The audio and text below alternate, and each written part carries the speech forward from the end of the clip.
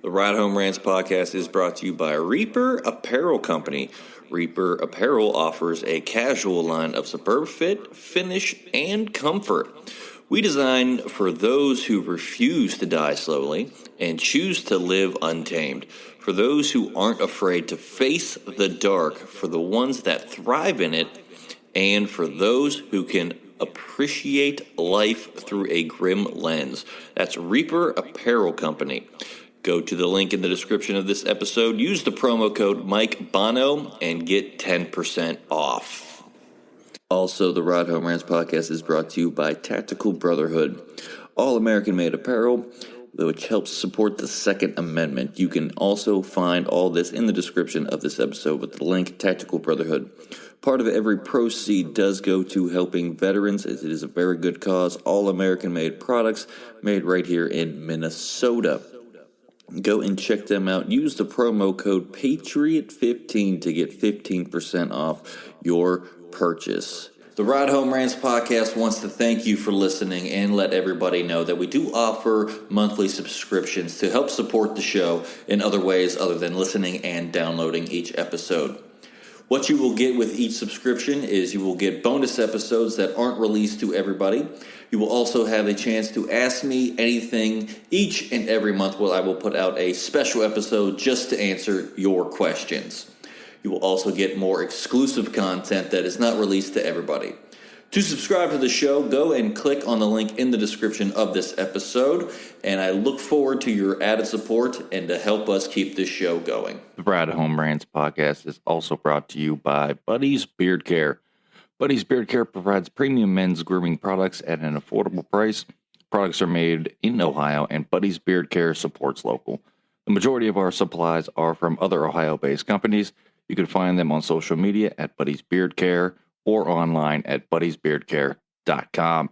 Use the promo code BONO15 and he will save you 15%. I've been using these products for a little over 6 months now, and my beard has never felt healthier. It has never grown faster, and according to my wife, it has never felt softer. Also, the Ride Home Rants podcast is brought to you by former guest of the show in Matt Landowski in Sweet Hands Sports. Elevate your game with Sweet Hands Sports. Our sports gloves are designed for champions, providing ultimate grip and durability.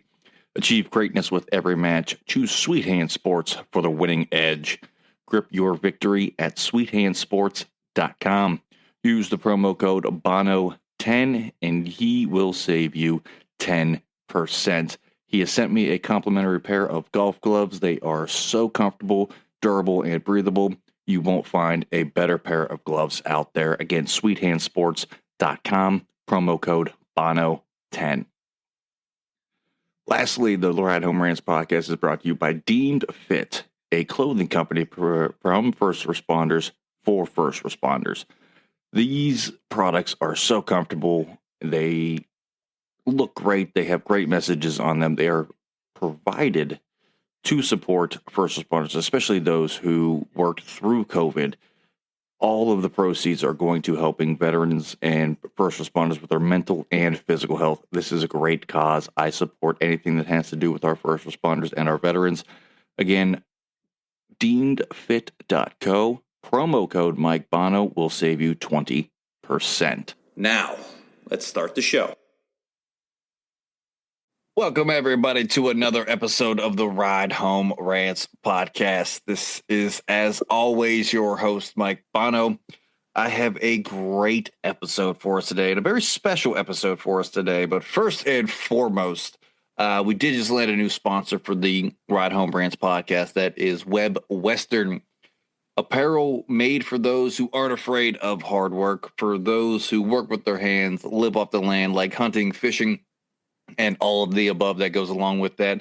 If you are one of these people, go to webwestern.com. Use the promo code Mike Bono. Save yourself 10% off of the purchases there. I am wearing the hat here with the arrow on it. The arrow reminds everybody to be a straight shooter, and they have no BS with them. So be a straight shooter. Go to webwestern.com. Again, promo code Mike Bono to save yourself 10% off of your purchase. That being said, this episode is going to be a little bit different. We have a special episode today. We're going to be talking all about all the things 90s and everything that goes along with that. And with this special episode like that, we had to bring on a special host, and everybody knows him. I am actually going to give the reins over to the wonderful manager of the podcast, Johnny Fiddy Falcone. Fiddy, take it away. Thanks, Bono. Well, everyone, today we have a great episode. We're going to talk about all things 1990s, man. One of the greatest decades ever, if not the greatest decade ever. And by the end of this show, if you didn't think it was the greatest decade, at the end, you're going to say, wow, I wish I lived in the 90s or I grew up in the 90s, because we have 6 outstanding topics of sports, movies, TV, culture, music, and food that we're going to be breaking down with a great, great panel of guests who are going to talk about all things with their personal experiences with the 1990s. So, guys, when our intro here, you're going to give your name. Would you rather eat an orange or an apple? And how old are you when the 1990s began and ended? So I'll start. Everybody knows me. This is Fiddy. I would rather eat an apple than an orange, just because you can have an apple with peanut butter, a lot of protein in there. It's great energy, has some sugar in there for you. It's really awesome. And then when the 90s began, I was 3. When the 90s ended, I was 13. So, Bono, we'll kick it over to you for your intro. Yeah, everyone knows me, Mike Bono, host of the show here. Apple or orange? I like both of them. I'd have to go orange because I can't bite into an apple anymore. I've had something I have to cut it up like a child, and that just frustrates me. I do like it with peanut butter. Caramel is another good thing, but I had to go orange just on the sheer convenience for me. When the 90s started, I was 1, and when it ended, I was 9 years old. Okay. How about you, Dave? We'll go to you next. Yeah, so Dave Frank, apple or orange? I'm an apple, like the fine apples grown in western Pennsylvania while I attempted to harvest whitetails over the last 2 weeks. As far as how old was I when the 90s began, I was 9, and when the 90s ended, I was 19, which makes me a 90s aficionado and perfect for tonight's podcast. Okay, let's go to you next, Matt. Matt Odemore. I would take an orange because I'm kind of getting sick of apples because I've had an apple a day since the 90s. When the 90s started, I was 14, and when it ended, I was 24. So a little bit different perspective, I think, to some of you guys. Okay, and last but not least, the vampire coach, Mr. AKA Vampire Coach, Mr. Askew, as you already know.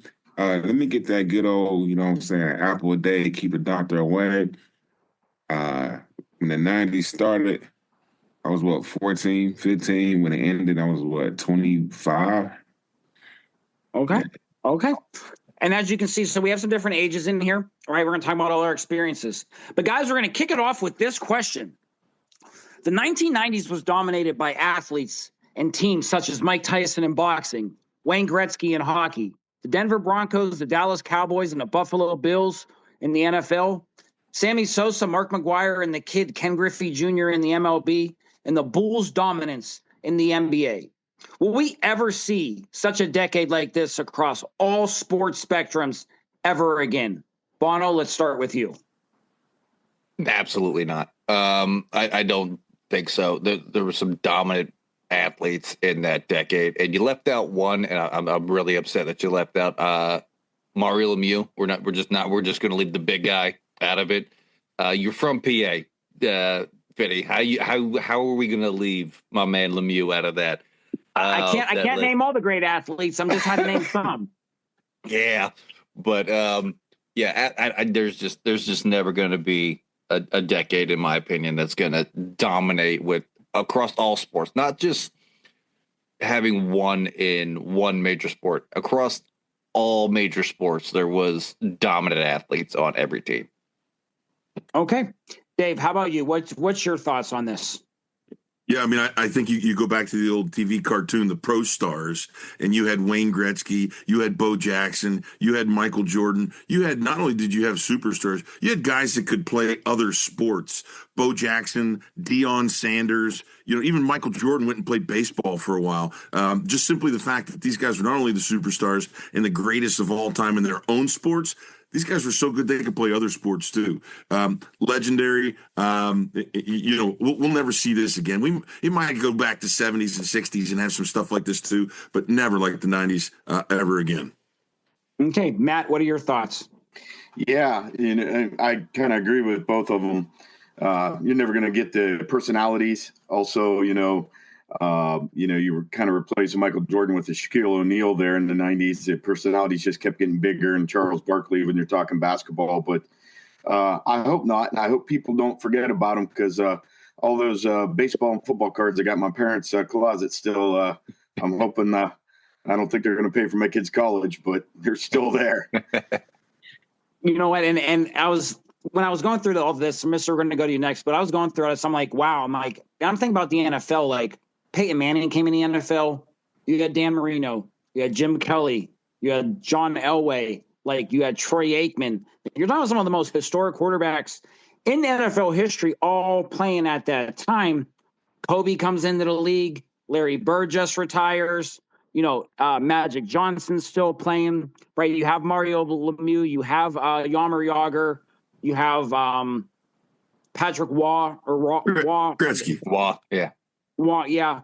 And Gretzky going on. You have all these great people, with it. But Mister, what are you saying about the 90s? Will we ever see a decade like this in sports ever again?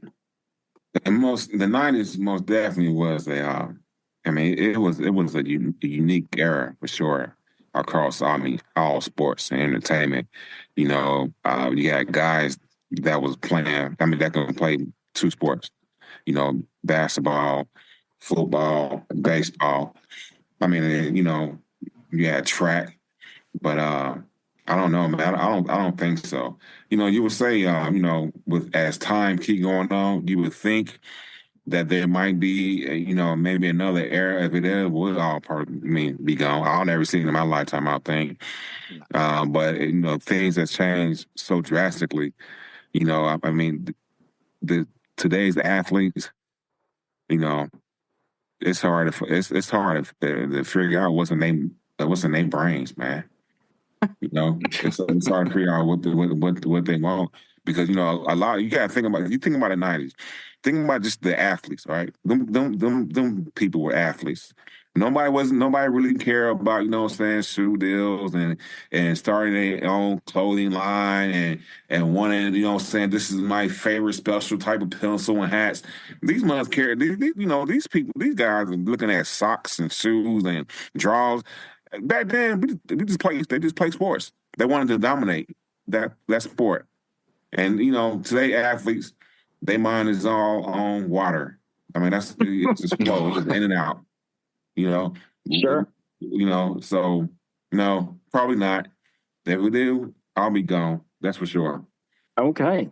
Well, guys, because we're all football fans on here, a lot of us are current coaches or former coaches. Let's talk about this, right?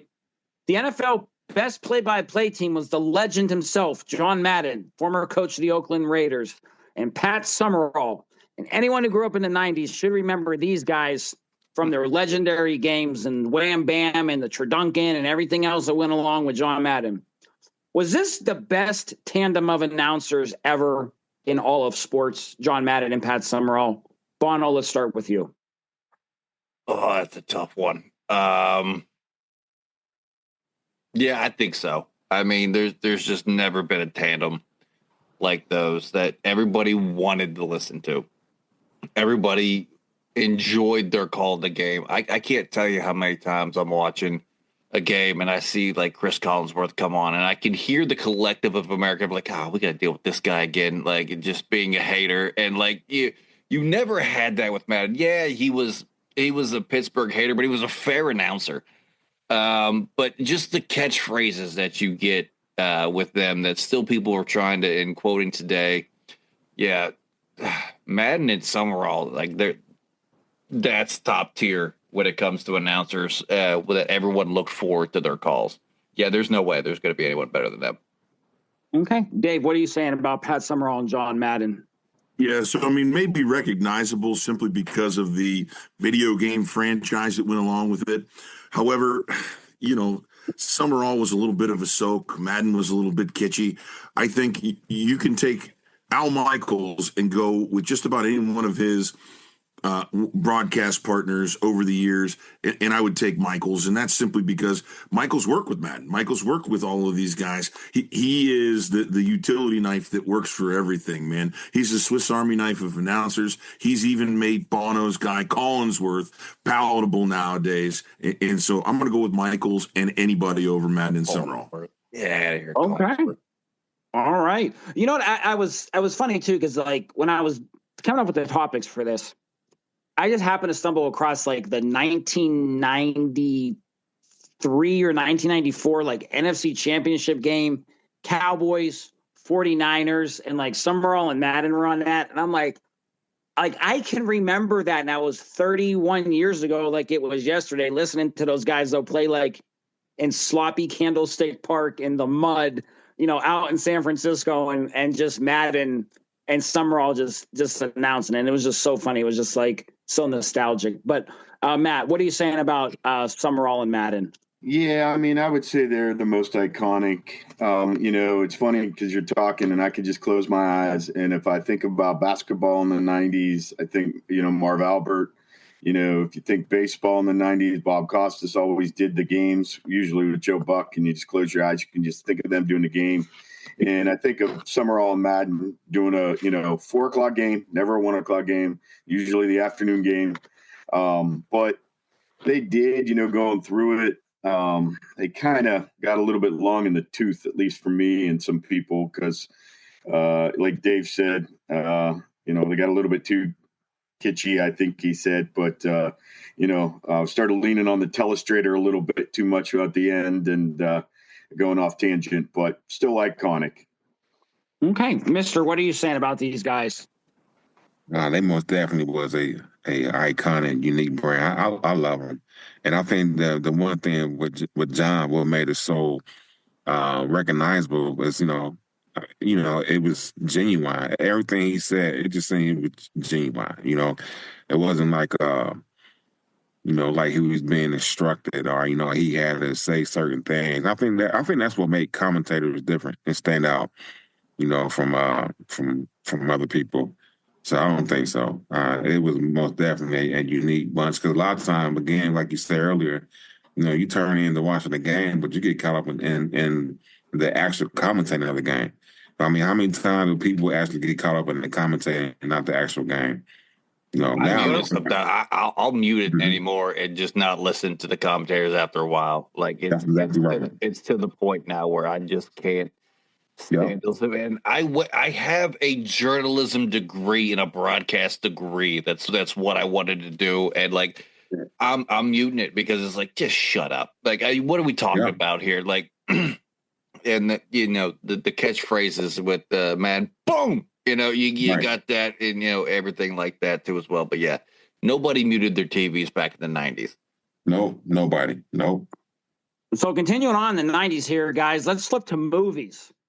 So if I'm not mistaken, Dave talked about this on the Arnold Schwarzenegger episode that we did, but let's kind of dive into this a little bit more. So the original Batman series brought us 3 out of the 4 original films in the 90s, with Batman Returns in 1992, Batman Forever in 1995, and Batman and Robin in 1997. During the time, these movies were hyped up everywhere, with McDonald's being such a huge supporter of the movies, along with the singer Seal bringing us the hit song from the 95 movie. So, guys, taking away the first Batman, let's talk about 2, 3, and 4 with Michael Keaton as one Batman, Val Kilmer, rest in peace, as the other Batman, and George Clooney as the other Batman. Let's talk about this, though. The movies itself, okay, and everything that surrounded it, all the hype, the music, the McDonald's, the advertisement. What are your thoughts about those Batmans from the 90s? Mister, let's start with you on this. Man, the first one's the best one, man. Everything else, man, you can just go ahead and just trash it. If it wasn't for the crazy Joker in that one, which one was the crazy Joker to do after? That was the first one, like in '88. Yeah, it was 88. Okay. Yeah, 88. And then what was the guy, the other Joker, and the guy that died, that ended up dying? The Joker, you know what I'm saying? He played Joker. Oh, Heath Ledger in the new one. That was in the 2000s. Was that? That was way in the 2000s. That was Dark Knight. Yeah. Oh, okay. What? There you go. Anything else in between sucked. Okay. Just go back and just bring me Superman or I don't know, man, something else. I mean, all them other ones was just whack. Because I didn't even see them. I started watching them, and then I just cut it off. Okay. Come on, Clooney or whoever, man, they could have got me to play that. Well, now we know where Mr. stands on that. But Matt, let's go to you for this. Yeah, boy, that's a tough question because I think I'm same age as Mr. on this one. I got to be honest with you. I saw the first Batman with Michael Keaton. I don't even think I saw the other ones. I don't even think I ever saw them. I mean, I said I was 14 in 1990 and 24 in 1999. I was into way other stuff than playing with Batman toys. I can tell you that much. I don't know. Okay. Hey, you know what? That's fair. Now, Dave, you talked about this with how bad Schwarzenegger was with Mr. Freeze in Batman Forever. But, Dave, what are your thoughts of those three Batmans and all the hype around them in the 90s? So Pittsburgh's own Michael Keaton was, the second Batman. And, when you think about it, there was some redeeming qualities from it as a sequel. The fact that you had Danny DeVito as the Penguin, and of course the highlight of the second Batman movie, which would be Catwoman in the cat suit, Michelle Pfeiffer. Of a list of very, very subpar movies by standards of Batman Begins that would be later. The original Batman that Mr. said was the money one to begin. The Michelle Pfeiffer in the cat suit saved the second one. So I think, I'd have to go with 1992's Batman 2. Okay. Bono, what are you saying about this? I mean, Keaton obviously is the best Batman. Like, can we all agree on that one, that Keaton is the best Batman around? But, oh, man. Yeah, Mr. Freeze ruined it for me for Batman Forever, like Schwarzenegger.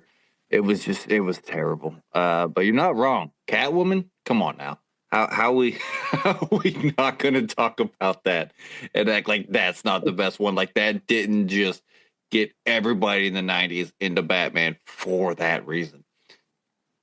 I was thinking about this, and those are probably arguably the most iconic series because it had the most hype behind it, right? Like, if you think about it, McDonald's had all those like collectible cups that were like 99 cents. Yes, McDonald's used to actually sell collectible cups for everyone who didn't know in the 90s. I think those parents still have those collectible cups somewhere in their house. I think people still have them. Dave has them, I think. Seal was involved in it. You had George Clooney like getting into acting, right? Leaving ER. For people that don't know, George Clooney was in ER and just started acting. And like his first couple movies were like that Batman movie and From Dusk Till Dawn, which we'll talk about here in a little bit. But you had Val Kilmer, like almost in his prime as well, coming off the hit movie Heat. So, it was very interesting. I think the hype behind him was really cool, but unfortunately, some of them weren't very good. But Jim Carrey was in it as well. Jim Carrey as the Riddler. So, but guys, that leads me to the second part of this one for the movies, right? Some of the outstanding movies that came out in the 90s, unbelievable. The Godfather 3, Heat, Any Given Sunday, The Program, all the Disney movies that came out, Beauty and the Beast, Aladdin, everything that came out with those. You had the movie like The Saint with Val Kilmer. You had Pierce Bronson in GoldenEye 007 movies, James Bond. You had a ton of great movies that came out. Casino, a lot of great movies. So, I want to get your opinions. What are some of your favorite movies during that time frame in the 90s, that came out? And I'll let you kind of ponder this because you all have the pondering look on your face right now. So I would say probably one of my favorite movies, probably my favorite movie from the 90s has to be the movie Heat. If people never seen that, it's about 30 years old. Al Pacino, Robert De Niro, the second movie they have ever done together outside of Godfather 2, but the first time they starred side by side. So I would say Heat, Al Pacino, Robert De Niro, Val Kilmer was in that, Tom Sizemore, Wes Sudai from Last of the Mohicans, another 90s movie. You had McKelty Williamson in that. You had Dennis Thurlbert, I think that was his name. That used to be the old Aflac commercial guy, the guy with the real deep voice. You had Ashley Judd in that as well. You had a young Natalie Portman in that. And who can forget Tone Loc was in that movie too. So Heat was probably my favorite, probably second favorite from the 90s. Any Given Sunday, another outstanding cast. Al Pacino, the birth of Jamie Foxx really as an actor. Cameron Diaz, who can forget Warren Moon, Dick Buckus. Terrell Owens was in that. Bill Bellamy, Charlton Heston, Jim Brown, Lawrence Taylor, Dennis Quaid, LL Cool J. Who can forget that movie? Probably two of my favorite. Bono, though, what were some of your favorites from the 90s? And this is still just a tough one for me. We were talking about this before we started rolling, and I've been trying to think since then to pick a favorite. I mean, I was a big Austin Powers guy growing up. I loved the Austin Powers movies.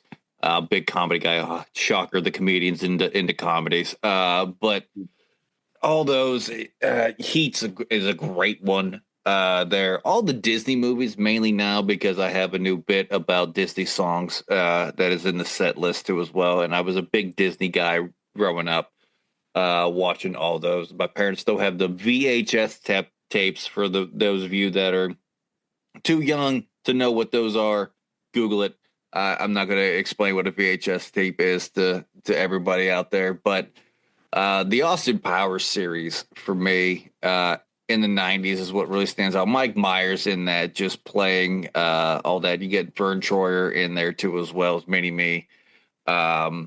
It just, his range as an actor and what he was able to do, playing multiple roles and making it believable that it was a different person playing those roles back in that time. For me, and just the sheer slapstick comedy that was in it, and just the one-liner jokes that were so, I don't want to say hidden, but if you weren't looking for them, you missed them. People still quote today and stuff like that. You know, for me, it's got to be Austin Powers. Okay, Dave, what would you say? What are some of your favorite movies from the 90s? Okay, so I've broken it into categories, and I'm going to hit you hard and fast with them, and everybody's going to shake their head. Oh, yeah. First of all, when you're flipping through the channels and you see it, you stop. It is The Shawshank Redemption. Yeah. Bombed in the theater.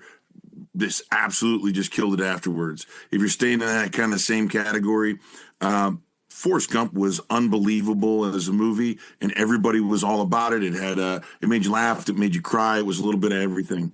If you're looking at action flicks, Bruce Willis is in Armageddon was fantastic, but we're going to double down with Bruce Willis. Die Hard with a Vengeance. Die Hard 3 was maybe one of my all-time favorite movies. It was hilarious. They blew stuff up. It was exactly what you were looking for in movies. And with Bono, I love the comedies of the 90s. I'm just full on, to be honest with you.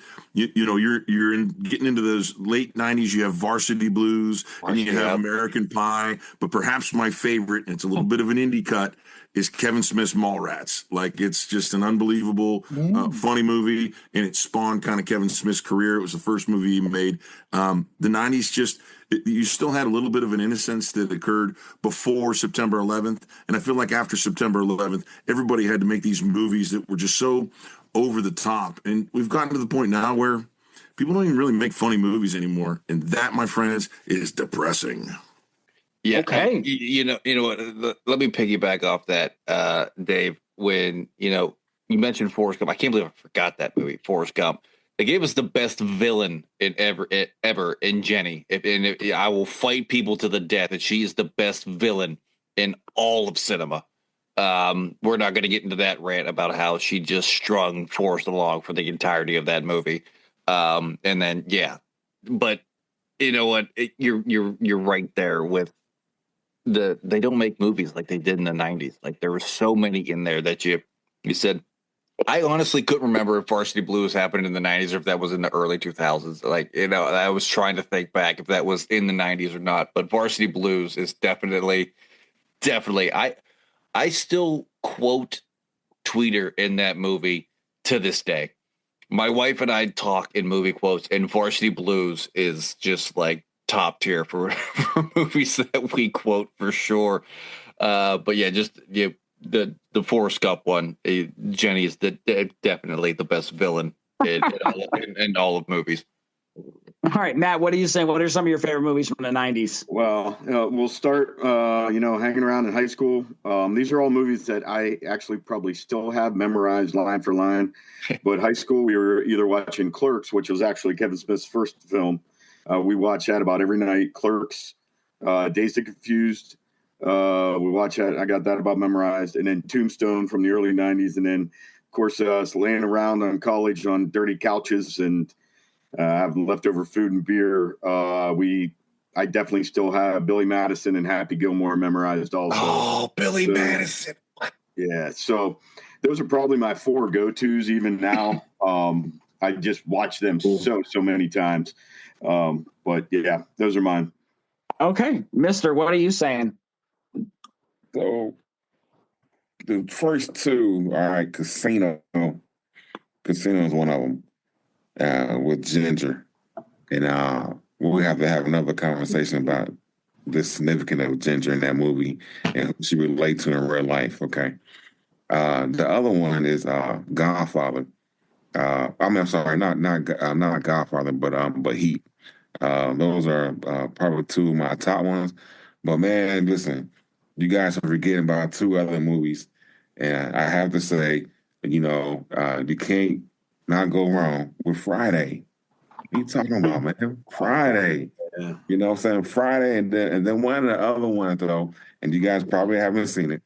Maybe one day you guys will, but we used to watch it all the time. It was always on repeat, and it is Menace to Society. Yes. Yes. Yes. Yes. Thank God we have one brother here on the podcast. Right. Long time since I watched Menace to Society. Oh, yeah. Great movie. Friday, too. How could you forget that? How do we forget Friday? Who? Devo. Oh, that's right. How you can get fired on your day off stealing boxes? Would you build in a clubhouse? Right. It's funny when you're mentioning these, right? And we're talking about them. I'm sure people are flooding back memories. People that remember that. But it was so cool to go to the movies in the 90s. Like, it was so cool. It was to get your ticket. Like, it was an event. To rent movies on VHS, like, and you're at the movie store trying to, like, look at the back of the movie, reading the synopsis of it. So, man. Say Blockbuster. It was Blockbuster where everybody was going to rent movies. Hollywood Video. It was so awesome. And it just so awesome. So, moving off of movies, though, let's talk about another subject, guys, and that's TV. Now, I remember Dave was on the TV episode, and we kind of talked about this a while back. But the 1990s brought us a huge variety of TV shows, and probably the most well-known that was probably trend-sending at the time because of what they covered was Beverly Hills 90210. It dealt with things of teen pregnancy, drug abuse, alcoholism, racism, ageism, divorce, moving away, friends, family, and so forth. And sadly, a few of those actors and actresses have passed away today from that show. But, what are your guys' thoughts on this show? I think it was one of the most transcending shows that ever came out from 89 until 2000. And it brought us a lot of things, mental health as well in there. So, and just growing up as a teenager. So, Bono, what are your thoughts about Beverly Hills 90210? Did you watch it? Were you a fan of it? What do you want to talk about with this? I didn't watch it during the 90s as much as, you still find old TV shows today to kind of go back and watch it. And watching it now, you mentioned it there. It goes over a lot of big topics that, I think it brought to the light, what needed to be talked about with all those issues that were going on that weren't as, I don't want to say they weren't as prevalent as they are today. It's just we get information quicker and easier today. Everybody has a computer basically in their pocket with their phones where you can get that, and everybody's recording everything nowadays to where you get to see those. But 90210 just kind of started the conversation with these issues and getting everyone to be aware that they're out there, to get the people the help that they needed, and just showing how people grew up then. It's nostalgic to watch today. I didn't really watch it too much then, being the age that I was, being anywhere from 1 to 9 years old. Not a lot that I was watching then, other than Saturday morning cartoons. Being at that age range, which who could forget those if we're going to talk about TV and don't worry, we got more TV stuff. We better, Fiddy. I brought you on the show. We better get to that. This is strictly just Beverly Hills 90210 right now. Beverly Hills, like watching it now, I appreciate it more now than I probably would have back then. Okay, Dave, what about you? I think you can make an argument that Beverly Hills 90210 is singularly responsible for the downfall of America. The seriousness and the total lack of humor and humility that existed in 90210 and its counterpart Melrose Place is what's going to lead you to all of a sudden get these real serious dramas like the Dawson on Dawson's Creek and Party of Five and all of those sorts of things. And then those spawned all of the Real World and the sort of real serious reality TV shows. And then you get The Bachelor and you get all this other crap out there where people are taking themselves entirely too seriously. And I have a real serious problem with a total lack of creativity where everybody's just trying to reach for the lowest common denominator of how much something can bleed or how many people can get AIDS or get murdered or Grey's Anatomy or whatever, to the point now where television is almost unwatchable. Thank you, 90210. Okay, so Dave was not a fan of 90210 in the 90s. Matt, can you bring us back from that? Yeah, well, actually, I'd never seen 90210, and I said that when I was young that I'd never watch it. The only two things I remember and can tell you about 90210 was me and my group of guy friends absolutely hated it because all the girls liked it, and that's coming right off of them having a crush on everybody on New Kids on the Block. So we didn't like Luke Perry or anybody on the show, and then. The other thing is, I think that's the one that Kelly Kapowski was on, right? I think she was on there for a little bit at the end, or was she on Melrose Place? No, it was. Yeah. Okay. Yeah, I remember trying to watch it because Kelly Kapowski, she was my first crush, and Tiffany Amber Thiessen's her name, I guess. But tried to watch it. My crush really didn't. My love didn't go that far, so never really saw it. Never had a desire to. Just was jealous because all the girls loved Luke Perry, and I wasn't Luke Perry. Okay, and rest in peace. Luke Perry unfortunately passed away a few years ago. Yeah. So, Mister, you were on that TV episode as well when we talked about this. But what are your thoughts on thinking back to the 90s with Beverly Hills 90210? Hey, I'll tell you what, man. Hey, Matt and Frank, they kind of, said it.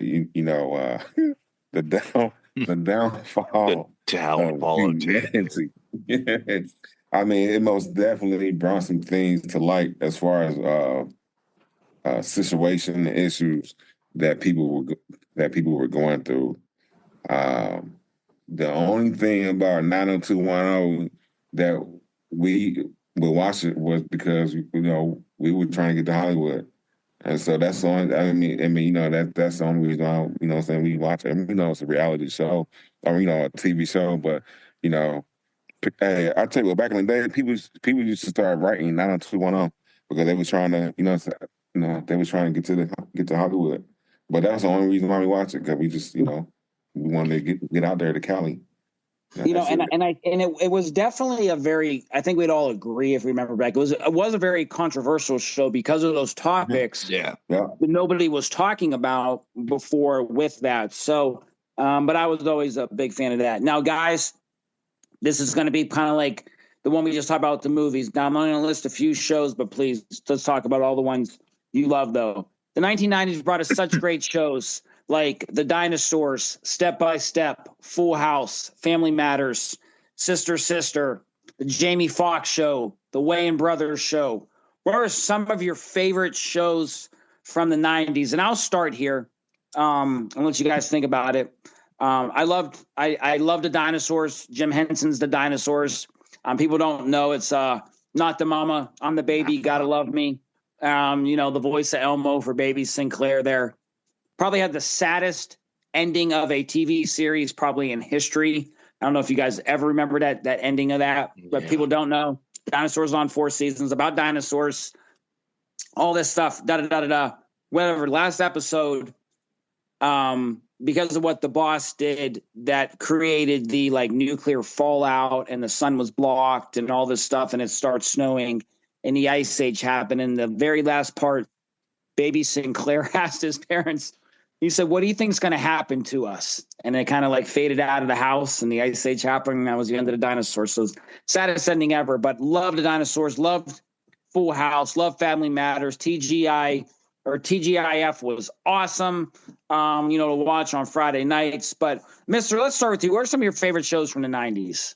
Some of my favorite show was Saved by the Bell and Living Color. And Living Color, yes. Yeah. And then here's one, because you always gotta have one where you kind of, is out there in the deep end. And I watched the heck out of Beavis and Butthead. Oh yeah, Beavis and Butthead. Who can forget? Who can forget that? Matt, how about you? What are some of your favorite? Well, I got some that I still watch today. Seinfeld, of course. I was a Seinfeld guy. If you were to ask me Seinfeld or Friends, I hated Friends, but everybody loved Seinfeld back then. That was my age group. I had in my bachelor pad before I got married a whole room in my house dedicated to Simpsons stuff. So, that was right at my age. The Simpsons, that was appointment viewing. Probably my eclectic show, as Mr. said. I always loved the show Quantum Leap when I was younger. Quantum Leap. Yeah, that's from the 90s. And that's really about it. That's all I could really think of. I'm sure there's good. You know what I liked, but I think it still qualifies as 90s because it ended early, was Cheers. I always loved Cheers. And I think it ran into the 90s a little bit there at the beginning. But that I used to love that show too. But once we started getting on later into the 90s, I don't know. My knowledge really started to drop off because, I don't know, just wasn't a sitcom guy or whatever. Sure. And one I forgot, and if people were younger, they probably remember this, but Are You Afraid of the Dark on Nick at Night? That was oh yeah. For a children's show, if you go back and watch it, you're like, how did I watch this? This was actually terrifying. Clowns coming out of the basements in the closet, eating people, the world ending. And who lets their kids just start a fire in the woods to tell ghost stories and then just put it out? I mean, who does that? I mean, now granted, it was the 90s, it was a whole different, 90s, whole different place. But that was a good one. But yeah. But Dave, how about you on this question? Well, you talked about creepy, and it made me think of Unsolved Mysteries was one that was unbelievable with Robert Stack. Cops, was one of the original reality TV shows that just you couldn't stop watching. Matt mentioned Cheers. If you mentioned Cheers, you also can appreciate Frasier, which was fantastic during the 90s. You stole Seinfeld, Mr. You got the Saved by the Bell one. But I'm going to throw 2 more comedy sitcoms out there. One is The Fresh Prince of Bel-Air. I think, in later years, Will Smith kind of got a little bit off kilter, but Fresh Prince of Bel-Air was absolutely appointment watching. Add to that, Married with Children. Al Bundy was everybody's dad, and all of a sudden we're sitting there now, and we're in our 40s, and we're going, oh my gosh, I identify with all of the stuff on this show. And Al Bundy in Polk High football, 4 touchdowns. Married with Children. Oh, yeah. But Bono, before we go to you, I want to throw this out, and this is just one I forgot. People remember this. You mentioned Al Bundy is the actor Ed O'Neill from Modern Family, Youngstown, Ohio. He played in the movie Little Giants with Rick Moranis from the 90s. Who can forget that? John Madden's in it, pulling up on the Madden bus, helping the team out. You talk about John Madden in movies, and Ed O'Neill there to tie it all in. But Bono, what were some of your favorite shows from the 90s? Man, everyone took a lot of the good ones. Matt, I might actually fight you on the Friends thing for sure. I'm a huge Friends fan. My wife and I absolutely love Friends. I was a big Seinfeld guy too, though. I can't say that I wasn't. I liked both of those. I'm trying to remember. Everybody Loves Raymond. I think that came out in the 90s. I was a big Everybody Loves Raymond guy. Also, going back to that, Are You Afraid of the Dark is the reason I'm probably still afraid of the dark as a 36-year-old man. It's because that show, looking back at it, it's just like, what the hell were we thinking letting kids watch this shit? X-Files, man. Going back on X-Files was another one in there. X-Files. Going to Nickelodeon, like some of the Global Guts. The competition shows, Legends of the Hidden Temple, you had those there too as well. I always wanted to be on those shows. Like I can remember like it was yesterday sitting there like, yeah, man, I'm going to be, I can beat this obstacle course right now. Like, and thinking that, loved all of that. Obviously you have all the Saturday morning cartoons. I mentioned that a little bit in the first question there. Big Bugs Bunny guy myself, watching those growing up in the Looney Tunes. But yeah, Friends was another one. I mean, I still quote it to this day, and it's to the point where I can quote the bloopers on those two as well, as much as I can the show. But Friends was another one I still watch to this day. If it's on, I always find myself changing it to that channel and watching the reruns of it. But yeah, Mister, you mentioned it, Beavis and Butthead. I mean, how can you not love Beavis? And the fact that they brought it back now and like they're making new Beavis and Butthead episodes just shows you how much the 90s had television in a stranglehold. One that's not talked about, TRL. Don't get too far ahead, man. We got all this stuff covered. Don't you worry. We got us covered. Just saying. I can remember after school being like, shit, it's TRL time. When MTV was actually music television, and they played music videos and not reality shows, and everything like that on there now. But there's just, I mean, I could go on all day about. Don't worry, Bono. Fiddy got you covered, man. Fiddy came through on that. I figured you did, cuz I figured you did. But yeah, those are some of the ones I like. So that kind of leads me into the next one, guys, and this is gonna be really cool. Now, I labeled this culture because it was like culture in the 1990s. Okay, and there's two different questions here. People may not believe this though, but back in the 90s, the WWF and WCW were two different wrestling organizations, which have now merged into the WWE, the multi-trillion-dollar corporation that it is. But they had a huge rivalry in pop culture, not just wrestling, pop culture. People debated WCW and WWF for a long time. You had wrestling icons switching over and back and forth who came up through there, like Hulk Hogan, The Undertaker, Goldberg, Macho Man Randy Savage, Ultimate Warrior, Bam Bam Bigelow, Bret Hart, Owen Hart, rest in peace, Owen Hart, Scott Hall, otherwise known as Razor Ramon, Diesel, who's known as Kevin Nash. You had the death of Andre the Giant, though, during that time, but you had Sid Vicious, Stone Cold Steve Austin. You had a lot of great guys, Shawn Michaels. So, guys, what do you remember fondly about that era of, of professional wrestling, whether it's professional wrestlers you want to talk about, or some your greatest memories? I think for me, I liked watching both. I'd go back and forth every Monday night and watch both. Probably my favorite memory from WCW is when Goldberg beat Hollywood Hogan to win the WCW Heavyweight Championship, and people were throwing things in the ring.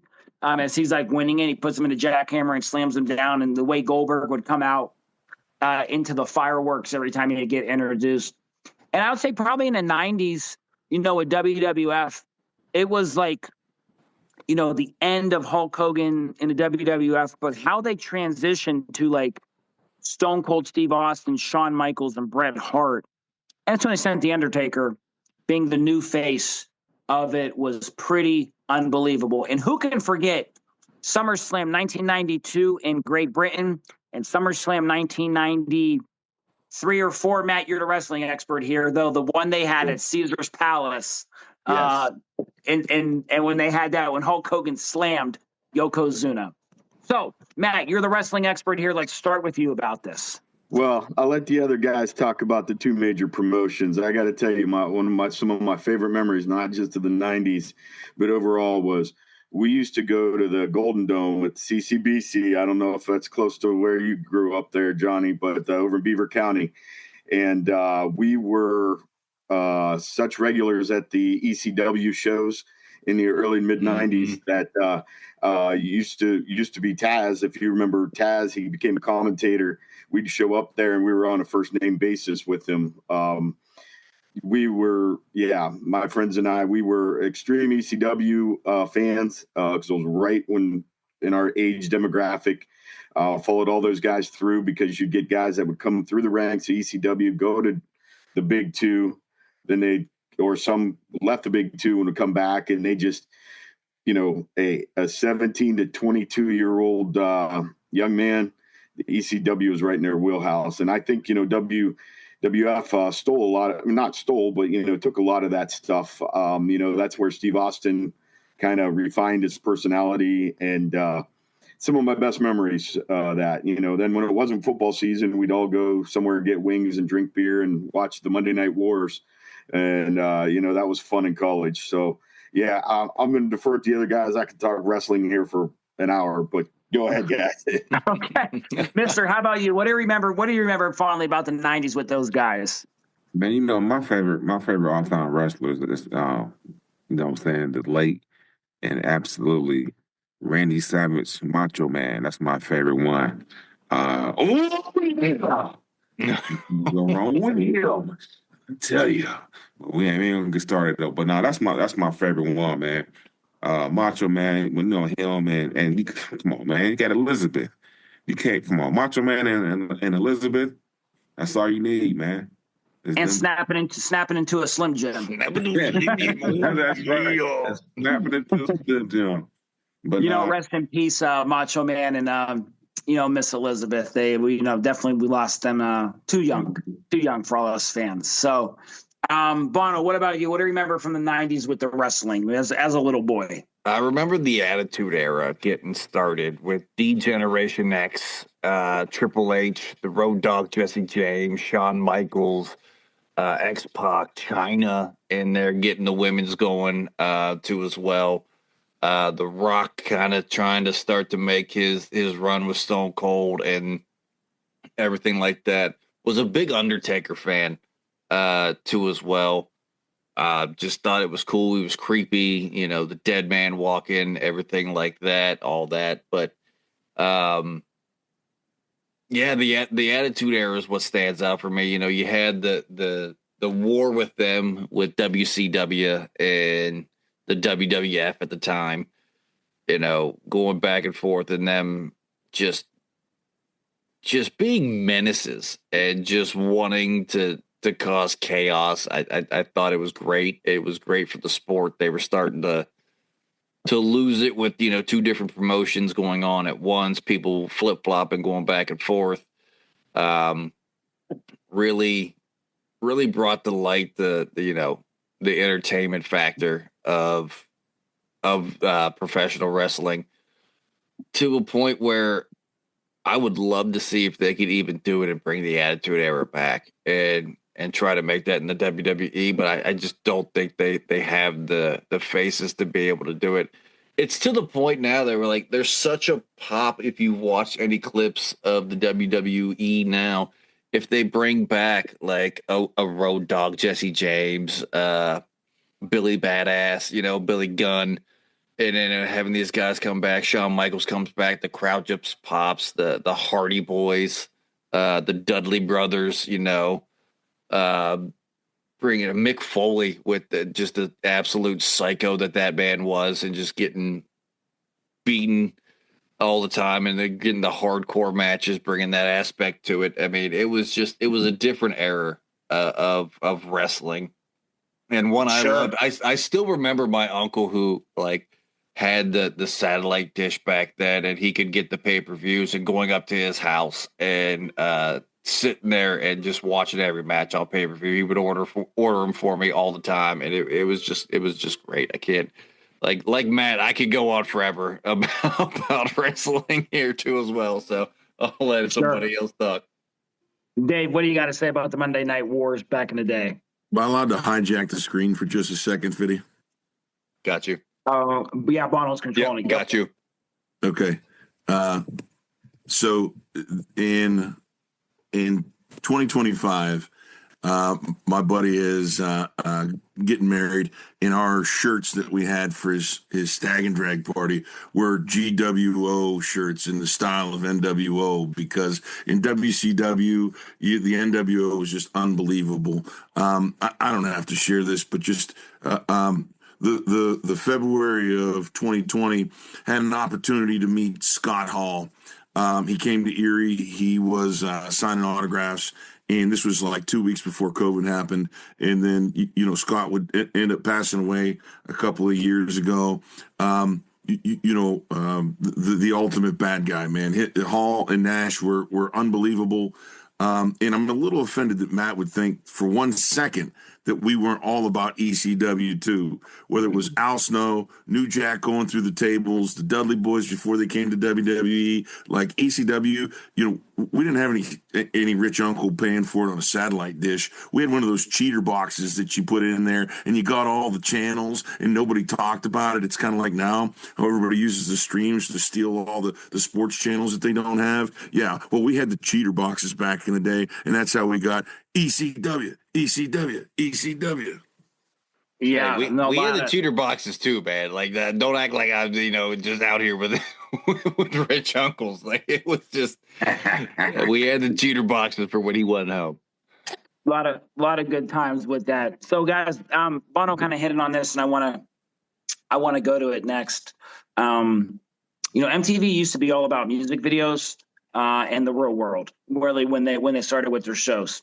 But most people don't know Beavis and Butthead were really made to watch music videos and kind of make fun of them during that time. So, guys, I just want to know, were you a Beavis and Butthead fan as they evolved into their new show, into their own show? I was a huge Beavis and Butthead fan. I thought it was hilarious. Mister, how about you? Were you a fan of the Beavis and Butthead show? Oh man, I loved it. I mean, we watched every episode. I don't know how many times. I mean, that thing was on repeat, especially when I got older and we'll be in the office, But I loved it, man. Beavis and Butthead. I mean, the coach. Now I don't know if any of you guys are still playing game or a gamer, but I'm still a heavy gamer. And in Call of Duty, they actually have both of their skins, those characters, Beavis and Butthead and the coach. So you can play as them on Call of Duty, just in case you guys think you're good and want to play me. We can play all that. Okay. And one that reminded me when you said another great show from the 90s that's got to throw this out, Coach with Craig T. Nelson. Oh, yeah. So great show. But Matt, were you a fan of Beavis and Butthead? A little bit. You know what? I actually bought some cassettes from songs that were on there. And the one memory I do have was, I think it was a pretty heavy song by Danzig that Beavis and Butthead made fun of or liked. I can't remember, but it made it on our weight room playlist. Somebody got the cassette and it was like, oh, where's that from? And, there was a bunch of songs actually from Beavis and Butthead on our weightlifting soundtrack there, but never really watched it for the cartoon aspect. But they had some good music on there you didn't see in the normal rotation. So okay, Dave, how about you? Yeah. So my cousin and I went as Beavis and Butthead for Halloween 4 consecutive years. We were pretty big. We were pretty big fans. And just to add to that, Fiddy, a show that we forgot about that was a spinoff from Beavis and Butthead, and that, of course, is King of the Hill. That was another piece to add to just to that puzzle. Yeah. And, another one that reminded me off of that because it was cartoonish and it came out with football, Celebrity Deathmatch. When it used to come out during the Super Bowl. People can find that Mills Lane was the referee, but not going back on the TV shows, and rehash and all that. It was just a thought. But Bono, did you like Beavis and Butthead? Loved Beavis and Butthead, the everything, everyone, I am Cornholio, everybody, the quotes that come from that. I'm a huge Beavis and Butthead fan. When they brought it back, like I was brought right back to the 90s when they brought back Beavis and Butthead. I was shocked that they were able to do it, and I'm so happy that it's back. Absolutely. Now, guys, it leads me into the next one. Let's talk about some music, right? So the music of the 1990s was simply amazing. You had a bunch of different varieties. You had the rap battles of Biggie and Tupac. You had Madonna, Mariah Carey, Nirvana, the Spice Girls, Green Day, Hootie and the Blowfish. You had the birth of the boy bands with NSYNC and Backstreet Boys and the battles that they had. You had, of course, Keith Sweat. You had LSG. You had Brian McKnight. You had a lot of different great music artists out there. So who are some of just, a few of your favorite artists, from the 90s? If you could, just throw them out there for the guests, maybe they would like to hear that. But I would say probably some of mine, and looking back at it now, especially, I really big Hootie and the Blowfish. Love Darius Rucker. Yeah. So definitely Hootie and the Blowfish. I didn't like him at the time. Looking back, though, Backstreet Boys did have some good songs. I will say that. Vertical Horizon was pretty cool. As well, Everything You Want as well, was a great song with them. And then also, of course, I was the Tupac and Biggie guy too. But a lot of good stuff back then. But Bono, what about you? What were some of his, I was a little kid, even though you were, but what was some of your, more go-to music back then? You know what? It depended on the genre. I mean, I could listen to anybody. Hootie and the Blowfish is a great one. Darius Rucker now into the country scene. Everybody loves Hootie. Going into like boy bands, it BSB for life, man. Backstreet Boys, for sure. On that one. One that doesn't get as much, I get a lot of hate for this one. If you're going into like the rock and roll genre, you obviously had the punk with Green Day, Simple Plan, all those in there. But I get a lot of hate for being a Creed fan. I absolutely loved Creed, and I still listen to Creed and Nickelback to this day. I'll fight anybody to the death about Nickelback. Anybody that says that they're garbage, you don't know anything about music at all.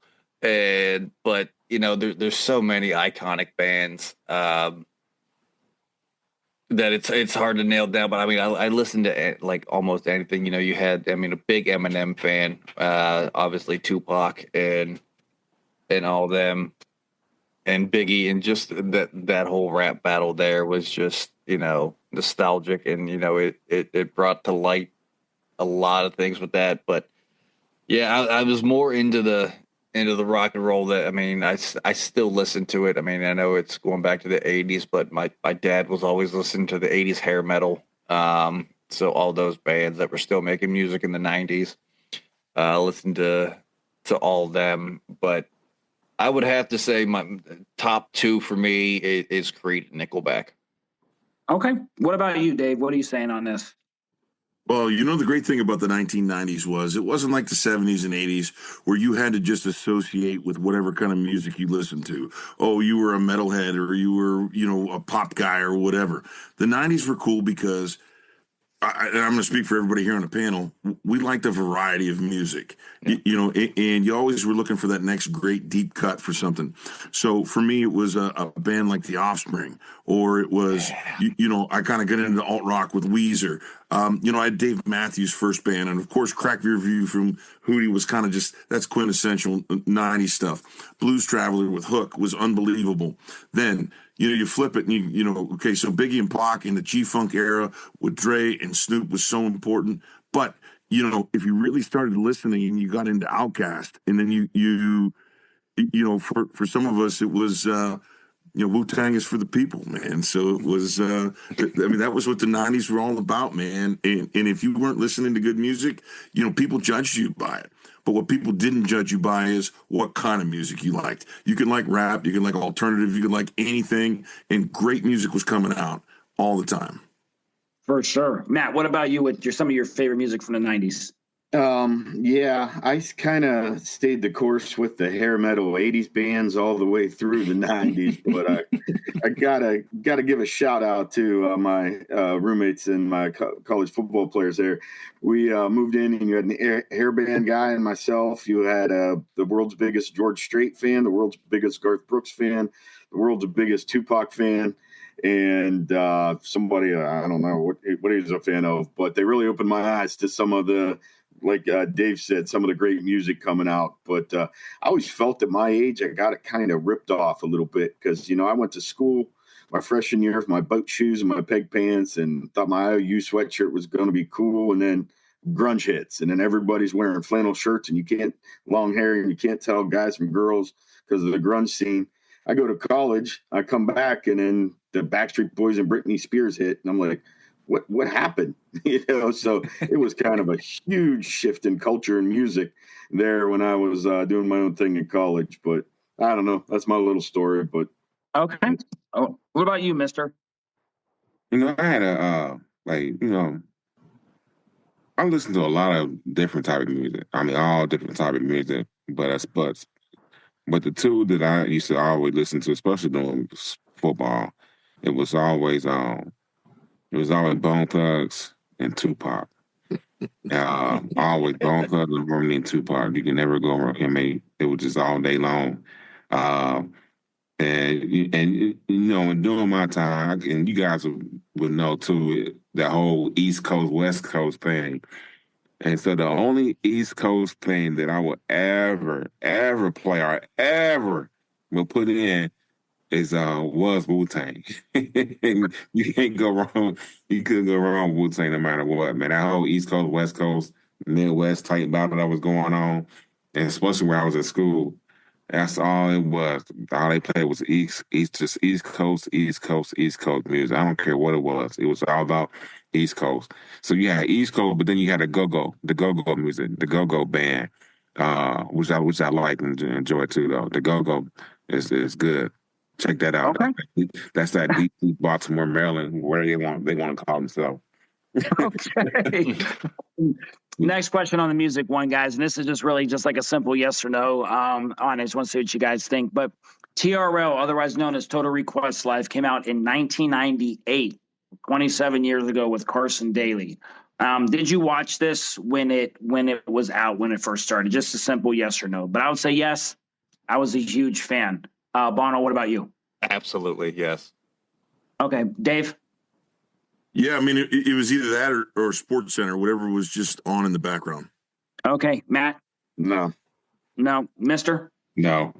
No. Okay. And I was kind of like, I think just depending on our ages and where people were kind of at with that. So, guys, rounding out the last topic of the 6 here about all things 90s, and I hope everyone is loving the flashbacks to the greatest decade ever. Let's talk about food. McDonald's of the 1990s was a vibe, and I think anyone can agree with that. Play areas, great Happy Meals. You had all those cool toys that came with them, birthday parties, the characters like Ronald McDonald and Hamburglar, collectible cups like with the Batman series, Garfield and many others, and so much more. What are some of your greatest memories, or, what was your go-to meal, whatever you want to talk about with the old school McDonald's?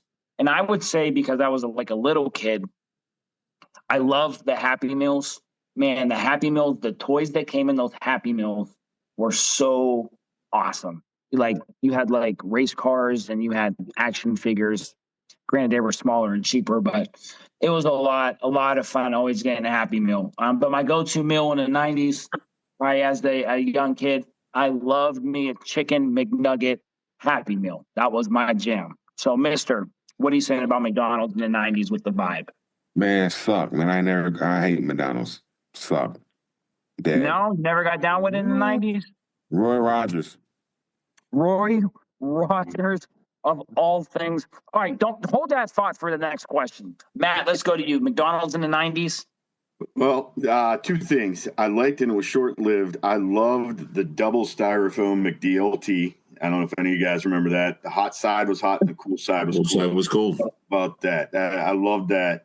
But it was always, I can't focus on the dinner because the big breakfast, and I think they still have it, but the big breakfast for McDonald's, that was it, man. And it was the pancakes and the sausage and everything else.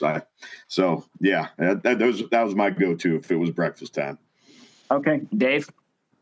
Yeah, so one thing that is still excellent, to agree with Matt, is all things McDonald's breakfast are still solid. I hate how much I love it. The one thing that McDonald's did in the 90s that was great that isn't great anymore is the Big Mac. They used to do the 2 for 2 or 2 for 3 deal or whatever, and they were actually really, really good. And, I got into a burger eating contest in high school in 1997, and I ate 12 Big Macs in one sitting. I'm not going to say that I'm proud of it, but I'm not going to say I'm not proud of it either. The Big Mac, RIP, it's nowhere near as good as it used to be. Okay. And, shout out to Dave Frank, ate 12 Big Macs in one sitting. If I ate 2, I would be in pain for 3 days. Yes. So, so Big Mac ain't no joke. But Bono, 1990s McDonald's. 1990s McDonald's slapped. It was awesome. I remember having birthday parties with the ball pits and stuff like that there. Like you had, the play area was awesome. You mentioned it, Fiddy, the toys that you got in the Happy Meals. You couldn't wait to see what you got. Chicken McNugget Happy Meal was the go-to for me. That I got a little bit older, went to the double cheeseburger. I never, in the 90s, never graduated to the Big Mac. Although I don't think I could ever eat 12. I mean, if I ate 12 of anything in McDonald's, I'd be down for 3 to 5 business days, for sure. But yeah, shout out to you, D. Frank, for that one. That's an accomplishment in and of itself. But yeah, I remember having birthday parties at McDonald's. Yeah, McDonald's was a vibe, and I think this was maybe the 90s. I think I'm gonna throw this out. Someone might have to fact check me when we move on to the next question. But the McRib, loved the McRib when it came out. Who can forget the McRib and a great Shamrock Shake, which they still have today? Even though I swear to God, whenever you go to McDonald's, whether it was in the 90s or now, somehow the ice cream machine's always broken. It's always broken. So you can't have like the McFlurry, the cone, or the milkshake. Somebody said, I saw this on Facebook, just to piggyback off the McDonald's thing. They showed McDonald's in the 90s to it now, and it's like, why does McDonald's now look like a 50-year-old divorced dad from the Midwest versus what it was just a happy-go-lucky? Everything was colorful, and you had the ball pits and the play area around McDonald's, the hamburger. Now it's just all gray, and you have the little red and yellow, and that's it in there. But that's my McDonald's now that's the perfect analogy. It's a divorced dad. So, and we're going to go off this last one. That's how we're going to end the show. Mister kind of talked about this with the Roy Rogers burger. Well, the Roy Rogers, I'm assuming he's going to say he loves the burgers from Roy Rogers. There was a whole lot of popular food options back in the 1990s. Some of the most popular ones, of course, were McDonald's. That's when Olive Garden and Red Lobster were a vibe. And you only got to go there like maybe once a year. Who can forget Shoney's, the original Pizza Hut with the brick interior and the salad bar? And pizza was so cool because of the Ninja Turtle movies that also came out in the 90s. Taco Bell, TGI Fridays, Lone Star Steakhouse, and we'll throw in Roy Rogers because Mister said that, but there is a ton of different ones. And even the flame broiled hamburger from Burger King as well. So what were some of your favorite restaurants, guys, back from in the 1990s? And I'll start. Being a little kid, I loved McDonald's. I loved Pizza Hut. Shoney's was cool. I liked Shoney's. And, go to like Olive Garden or Red Lobster like once a year because like it was it's more expensive back then. And it was like almost like a treat to go to. But those are probably more my favorites. Never really got into Taco Bell until I got a little bit older. But those are probably my couple. But Bono, what were some of your favorite, restaurants as a little kid in the 90s to go to? Well, obviously, we talked about McDonald's was there. You mentioned it. We had the Olive Garden and Red Lobster. That was a special treat. Special event was going on. Somebody was graduating. Something was happening. We got to go out, splurge a little bit because it was more expensive back then than it is now. I gotta say, Mister, I've never eaten Roy Rogers. I've heard it's phenomenal. So I'll take your word for it. You've never steered me wrong yet, Mister. So I'm a roll with you on that one. But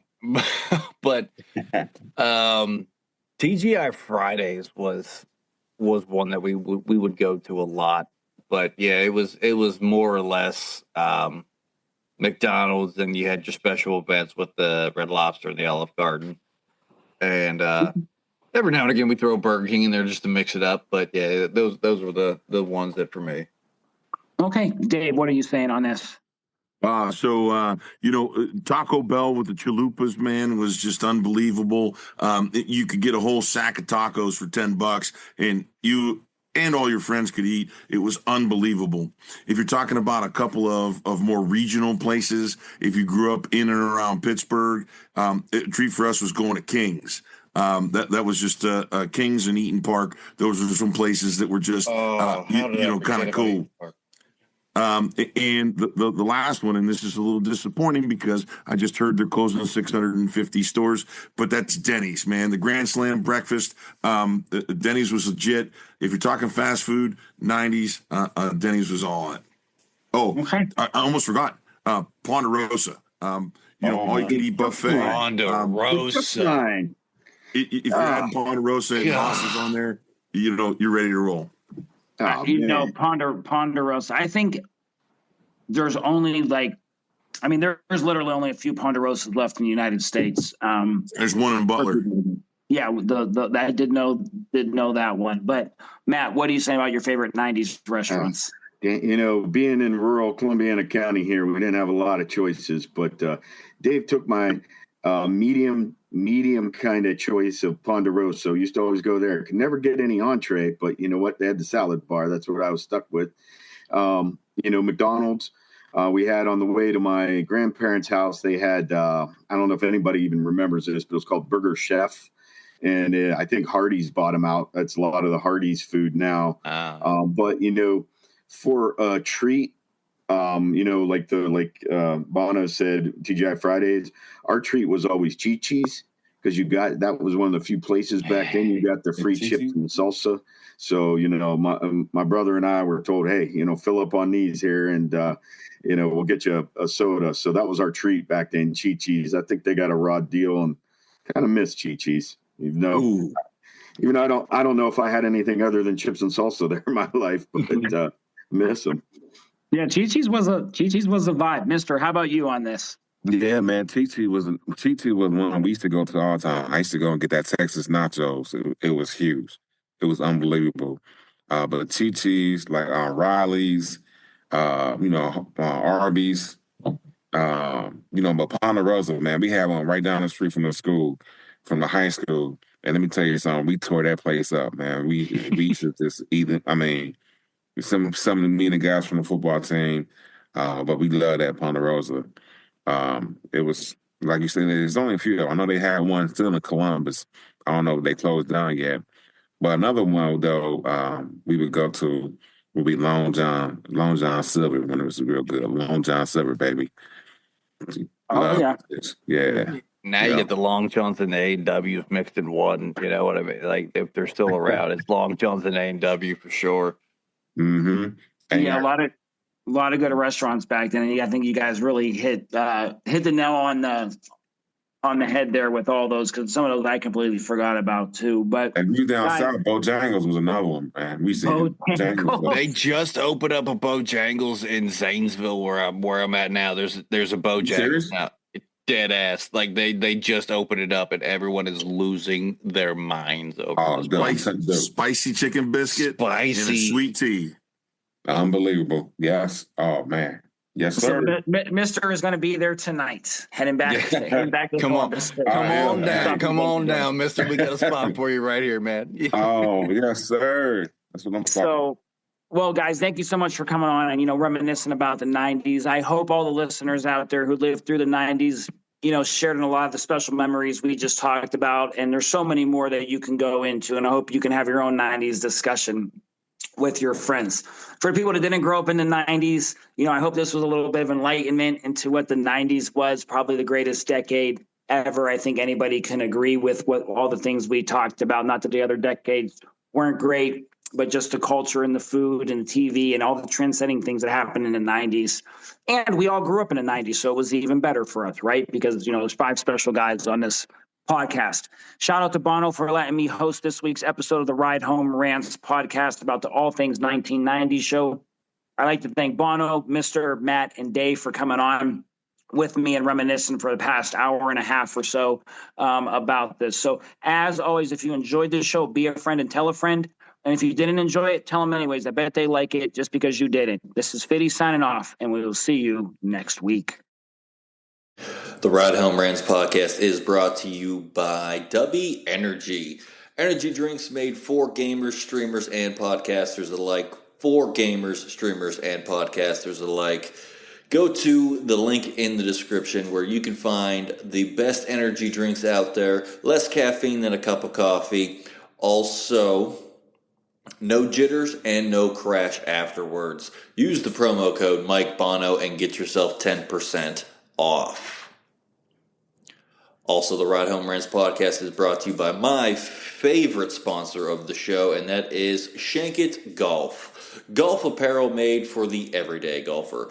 We might not go out and shoot a 6 under par. We're probably going to shoot a 6 over par, but this is going to give us the gear that's going to help us rocket on and off of the course. Go to the link in the bio, use the promo code Mike Bono, and get yourself 10% off there as well.